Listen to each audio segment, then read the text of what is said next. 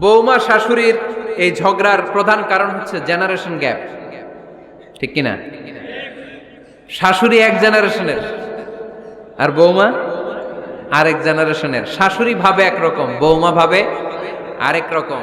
শাশুড়ি চায় বউর উপর খবরদারি করতে, বউ চায় শাশুড়ির উপর খবরদারি করতে। এই ডমিনেটিং এর কারণে কিলাকিলি আছে না নাই? আহা, এটা ঠিক না। আমার শাশুড়ি মায়েরা যারা আছেন, প্রথমে শাশুড়ি দিয়ে শুরু করি। আমার মাইকের আওয়াজ যে ঘরগুলোতে যায়, আমার শাশুড়ি মাদেরকে বলবো, বউদের উপর অত্যাচার করবেন না। ছেলেরে প্রশ্ন করে, তোর কাছে তোর বউ বড় না আমি বড়? আছে না নাই? এটা একটা প্রশ্ন হইল। তোর বউ বড় না আমি বড়? দুইজনেই বড়। তো এক ছেলে সুন্দর উত্তর দিছে, আমার কাছে ভালো লাগছে উত্তরটা শুনে। এক মা প্রশ্ন করছে, তোর এতদিন আমি লালন পালন করে বড় করলাম, জীবন যৌবন তোর জন্য শেষ করলাম, আজকে বউ পাইয়া বউ তোর আপন হয়ে গেল? এবার ছেলে উত্তর দিছে, মা, আমার মুখ থেকে মা ডাক শোনার জন্য তুমি কি কষ্টটাই না করছো জীবনে। 10 মাস আমারে পেটে ধারণ করলা, খাইতে পারো নাই, বমি করছো, খালি ওষুধ খাইছো, তোমার পেট কেটে আমারে বের করা হয়েছে, 2 বছর আমারে দুধ খাওয়াইছো, পেশাব পায়খানা পরিষ্কার করেছো। বয়স যখন 3-4 তখন তোমার আমি মা ডাকছি, এই মা ডাকটা শোনার জন্য তুমি এত কষ্ট করছো। আর আরেকবারের মাইয়া এই ঘরে আইসাই তোমার মা ডাকা শুরু করছে। যেই মেয়েটা তোমারে মা ডাকে সে আমার আপন হবে না কেন মা? ঠিক কিনা? এই মা ডাক শোনার জন্য তুমি এত কষ্ট করলা, আমার লালন পালন করলা, 10 মাস পেটে ধরলা, পেশাব পায়খানা পরিষ্কার করলা, এরপরে মা ডাক শুনতে পারছো। আর আরেকবারের মেয়ে জানা নাই চিনা নাই এসেই তোমার ডাকা শুরু করছে মা। তো যে আমার মারে মা ডাকে তার স্থান তো আমার কলিজায়, ঠিক কিনা? শাশুড়ি আম্মারা যারা আছেন, প্লিজ বৌমাদেরকে কষ্ট দিয়েন না। অনেক শাশুড়ি আছে পান থেকে চুন খসলে রেগে যায়, পদে পদে স্ত্রীর ভুল ধরে, বউয়ের ভুল ধরে, আছে না নাই? এটা করবেন না। সে তো নতুন, আপনার অনেক এক্সপিরিয়েন্স হতে তার সময় লাগবে, তাকে সময় দিন, তাকে ভালোবাসুন, ঠিক কিনা? না বুঝে সামান্যতে বৌমারে বদদোয়া দেয়, এরকম আছে না নাই? কিন্তু বুঝতে চায় না, বৌমারে যদি বদদোয়া দেয় তাহলে তার নিজ ছেলের পরিবারের ক্ষতি, পেটে ধরা যে ছেলে, ছেলের পরিবারের কিন্তু ক্ষতি, তার আপন নাতি নাতনিদেরই ক্ষতি। আওয়াজ করে বলেন ঠিক কিনা? বৌমাকে বদদোয়া দিয়েন না। বৌমাকে নিজের মেয়ের মতো দেখবেন। সমাধান আমি দিচ্ছি। কেমন দেখতে হবে? নিজের মেয়ের মতো। নিজের মেয়ে সকালে ঘুম থেকে ওঠে 11টা, ওইটা সমস্যা নাই। বৌমা কেন উঠলো না, ওইখানেই ঝামেলা, আছে না নাই? মেহেরবানি করে আপনার বৌমাকে আপনার নিজের মেয়ের মতো দেখেন। নিজের মেয়েরে যেমনি আদর করেন তাকেও অমনি আদর করেন। আপনার বৌমারে যদি আপনি কষ্ট দেন, মনে রাখবেন আপনার নিজের মেয়েটাও আরেকবারের বউ হয়ে কয়েকদিন পরে যাবে। আপনি যা যা করবেন আপনার মেয়েকেও তারা ওই রকম কষ্ট দিয়ে বাড়িতে ফিরিয়ে দিবে। চিল্লায় বলেন ঠিক কিনা? খবরদার, টিট ফর ট্যাট। ইট্টি মারলে পাটকেলটি খেতে হয়। এজন্য শাশুড়ি আম্মা জানারা যারা আছেন, বৌমার সাথে খারাপ আচরণ করবেন না মেহেরবানি করে। তাকে আপনি কষ্ট দিলে আপনার নিজের মেয়েটাও আরেক বাড়ির বৌমা হবে, সেও ওই বাড়িতে এই কষ্টগুলো ভোগ করবে। এগুলো যখন আপনি শুনবেন তখন আপনার চোখ দিয়ে পানি পড়বে কি পড়বে না? পড়বে। এবার আসেন বৌমার কথা বলি। বৌমা যারা আছেন মেহেরবানি করে, বৌমা যারা আছেন মেহেরবানি করে আপনার শাশুড়ি আম্মাকে নিজের মায়ের জায়গায় রাখবেন। আপনার বাড়ি ছেড়ে নতুন বাড়িতে আসছেন, তো এটাই তো আপনার বাড়ি। আপনার মা রেখে দিয়ে নতুন মা পাইছেন, এটাই তো আপনার মা। তো ওনাকে মায়ের জায়গায় বসাতে আপনার সমস্যাটা কোথায়? বৌমারা খেয়াল রাখবেন, আপনি আপনার শাশুড়ির সাথে যে আচরণটা করতেছেন, আপনার শেষ বয়সে আপনার ছেলের বিয়ে দেওয়ার পরে যে বৌমাটা আসবে ওই আচরণই আপনাকে ফিরিয়ে দিবে। The nature has its own return. প্রকৃতির একটা মাইর আছে, এটা শেষ মাইর, এটা শেষ খেলা। প্রকৃতির খেলা বড় খেলা। আপনি আপনার শাশুড়ির সাথে যে আচরণ করবেন, আপনার শেষ বয়সে আপনি একদিন শাশুড়ি হবেন, এটা মাথায় রাখবেন। ওই আচরণই আপনি ফিরে পাবেন। আওয়াজ করে বলতে হবে ঠিক কিনা? এজন্য 9 নাম্বার পয়েন্টস হচ্ছে মিউচুয়াল রেসপেক্ট। সবাই যেন সবাইকে ভালোবাসি। দোষ ছাড়া মানুষ নাই। সবার দোষ আছে, আমরা যেন একে অন্যের দোষ না খুঁজি। বৌমারা, আপনাদের কেন যদি আমার মাইকের আওয়াজ যায়, অল্প কিছু টেকনিক অবলম্বন করলে আপনি আপনার শাশুড়ির মন জয় করতে পারবেন। শাশুড়িরা আসলে বেশি কিছু চায় না, আগের জামানার মানুষ তো, এদেরকে ওইভাবে হাত করতে হবে। মাঝে মাঝে একটু শাশুড়ির মাথায় তেল দিয়ে দেন, চুলে তেল দিয়ে দিবেন আর কি, মাঝে মাঝে চুল আশ্রয় দিবেন, এগুলো কিন্তু খুব পছন্দ করে শাশুড়িরা। ওনার প্রেশারটা একটু মেপে দিবেন, ডায়াবেটিক্সের ওষুধটা খাইলো কিনা সময় মতো খোঁজ নিবেন, কি পছন্দ করে খেতে একটু রান্না করে দিবেন।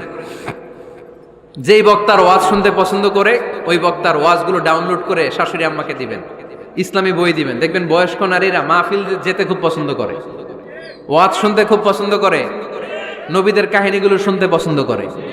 বসায় বসায় একটু কাহিনীগুলো শোনাবেন। বাইরে বেরোলে জিজ্ঞেস করেন, আম্মা আপনার কিছু লাগবে কিনা। আর একটা টিপস আছে, চুল যখন আশ্রাবেন আর শাশুড়ির মাথায় যখন তেল দিয়ে দিবেন, তখন অতীতের কথা জিজ্ঞেস করেন, দেখবেন অতীতের স্মৃতিতে হারিয়ে গিয়েছে আপনার শাশুড়ি। কি জিজ্ঞেস করবেন জানেন? জিজ্ঞেস করবেন, আম্মা জান, মুক্তিযুদ্ধের সময় আপনার বয়স কত ছিল? ওই সময় মুক্তিযুদ্ধের সময় আপনাদের এলাকায় কি কি হয়েছিল মা? আরেকটা প্রশ্ন করবেন, মা বিয়ের সময় আপনি কেমন ছিলেন? ওই দিন দেখবেন বুড়ি আর বুড়ি নাই, জুয়ান হয়ে গেছে। ওই দিন বলবে, মা আমি অনেক সুন্দরী ছিলাম, আমার মাথায় অনেক চুল ছিল, আজকে নাই। আমগো গ্রামে আমার চাইতে সুন্দরী মাইয়া ছিল না। অতীতের স্মৃতিতে, স্মৃতি হাতরাতে হাতরাতে তিনি হারিয়ে যাবেন। জিজ্ঞেস করবেন যে, মা শীতকালে আপনাদের দেশে কি পিঠা বানাতেন আপনি যখন ছোট ছিলেন, আপনার বাপ চাচারা কি করতো? এগুলো জিজ্ঞেস করলে উনি স্মৃতির পাতা হাতরাতে হাতরাতে চোখ দিয়ে দাঁড় দাঁড় করে ওনার পানি ঝরতে শুরু করবে। আপনার জায়গায়, ওনার হৃদয়ের মনি কোঠায় এমন জায়গায় পৌঁছবে, আপনার ছাড়া উনি কিছুই বুঝবে না। বৌমারা, এই অল্প কিছু টিপস অবলম্বন করে আপনারা আপনাদের শাশুড়ির মনকে জয় করতে পারেন। শাশুড়ি বৌমার দ্বন্দ্ব আমরা চাই না, আমরা চাই শাশুড়ি বৌমাকে নিজের মেয়ের মতো জানো, আর বৌমার শাশুড়িকে আপন মায়ের মতো ভালোবাসুক, ঠিক কিনা? এই মিউচুয়াল রেসপেক্টই পারে শাশুড়ি বৌমার দ্বন্দ্বকে দূর করতে, আর ঘরটারে শান্তির টুকরা বানাতে। আওয়াজ করে বলেন ঠিক কিনা? কয়টা গেল? আর আছে কয়টা? দোয়া করবেন একে অপরের জন্য। দোয়া, সাইয়েদনা ইব্রাহিম ফ্যামিলির জন্য দোয়া করতেন, রব্বি জাআলনি মুকিমাস সালাতি ওয়া মিন যুররিয়াতি রব্বানা ওয়া তাকাব্বাল দুআ। ও আল্লাহ, আপনি আমার নামাজ কায়েমকারী বানান, আমার কলিজার টুকরা সন্তান ইসমাইলকেও নামাজ কায়েমকারী বানান, আমার দোয়াটা আপনার দরবারে আপনি কবুল করে নেন। সুবহানাল্লাহ পড়েন। রব্বানা ইন্নী আসকানতু মিন যুররিয়াতি বিওয়াদিন গায়রি যী যারইন ইনদা বাইতিকাল মুহাররাম। ও আল্লাহ, আমার সন্তান সন্ততি, আমার ফ্যামিলিকে ধুধু মরুপ্রান্তর এই উপত্যকার মধ্যে তোমার কাবা ঘরের সামনে রেখে গেলাম, তাদেরকে তুমি নামাজ কায়েমকারী বানিয়ে দিও। গোটা বিশ্বের সব মানুষের অন্তর আমার ফ্যামিলির দিকে আল্লাহ তুমি ঝুঁকিয়ে দিও। ওয়ারযুকহুম মিনাস সামারাত, ফলমূল দিয়ে আল্লাহ তুমি তাদেরকে রিজিকের ব্যবস্থা করে দিও। তার মানে সব নবীরা তাদের পরিবারের সদস্যদের জন্য দোয়া করতেন কি করতেন না? আবার কোরআন আমাদেরকে শিখালো, রব্বানা হাব লানা মিন আজওয়াজিনা ওয়া মিন যুররিয়াতিনা কুররাতা আ'য়ুন ওয়াজআলনা লিল মুত্তাকিনা ইমামা। ও আল্লাহ, এমন নেককার সন্তান, এমন নেককার স্ত্রী আপনি আমাকে দান করেন যাদের দিকে তাকালে আমার চোখ দুইটা ঠান্ডা হয়ে যায়। চক্ষু শীতলকারী স্ত্রী দেন। বিয়ে যাদের হয় নাই, ইয়াং ছেলেরা এই দোয়াটা করবা। বিয়ের জন্য দোয়ার দরকার আছে না নাই? প্রতিদিন এই দোয়া করবা, আল্লাহ এমন স্ত্রী দেন, এমন জীবন সঙ্গিনী আপনি আমাকে দেন, এমন লাইফ পার্টনার দেন যার দিকে তাকালে আমার চোখ জুড়িয়ে যায়। এমন সন্তান আল্লাহ আপনি আমার ফ্যামিলিতে দেন যাদের দিকে তাকালে আমার চোখ দুইটা ঠান্ডা হয়ে যায়। নেককার সন্তান, নেককার স্ত্রী আল্লাহর কাছে দোয়া করে চেয়ে নিতে হয়। তাহলে ফ্যামিলি মেম্বার একে অপরের জন্য দোয়ার দরকার আছে না নাই? বাবা দোয়া করবে ছেলের জন্য, ছেলে করবে বাবার জন্য, মা দোয়া করবে মেয়ের জন্য, মেয়ে করবে মায়ের জন্য, ভাই করবে বোনের জন্য, বোন করবে ভাইয়ের জন্য। দোয়ার দরকার আছে না নাই?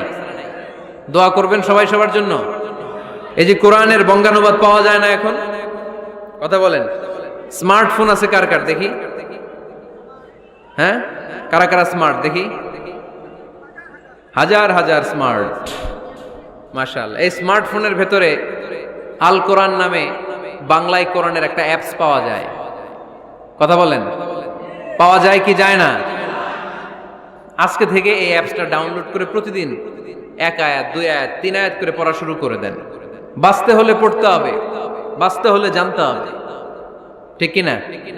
এই স্লোগান আমাদেরকে শিখায়। এই স্লোগান তো আল্লাহ, এই স্লোগান দিয়েই তো আল্লাহ কোরআন শুরু করছে, ইকরা বিসমি রাব্বিকাল্লাযী খালাক। বাঁচতে হলে জানতে হবে, বাঁচতে হলে পড়তে হবে, পড়ার কোনো বিকল্প নাই। আওয়াজ করে বলেন ঠিক কি না? সুজানগরের রায়েরা, মোবাইলের অ্যাপসের ভিতরে আমরা কোরআন রাখতে রাজি আছি তো সবাই? হাদিসের অ্যাপস ডাউনলোড করতে রাজি আছি তো? বাস রাজি আছি, ডাউনলোড করে রাইখা দেবো, আর কেউ পড়বো না নাকি? হ্যাঁ, প্রতিদিন একটা আয়াত হলেও যেন আমরা পড়ি। আল্লাহ যা বলা দরকার সব বলে দিয়ে গেছে, নতুন করে আর কিছু বলবে না। আমরা যেন পড়াশোনা করি, আমরা যেন একটা পাঠাগার বানাই। আবারও কখনো আসার সুযোগ হইলে আমি জিজ্ঞেস করবো, যদি আমার মনে থাকে যে আপনাদের পাঠাগার আছে কার কার ঘরে, সেদিন সবার হাত তুলতে হবে। এমনি পারা যাবে তো? আল্লাহ তুমি তৌফিক দাও।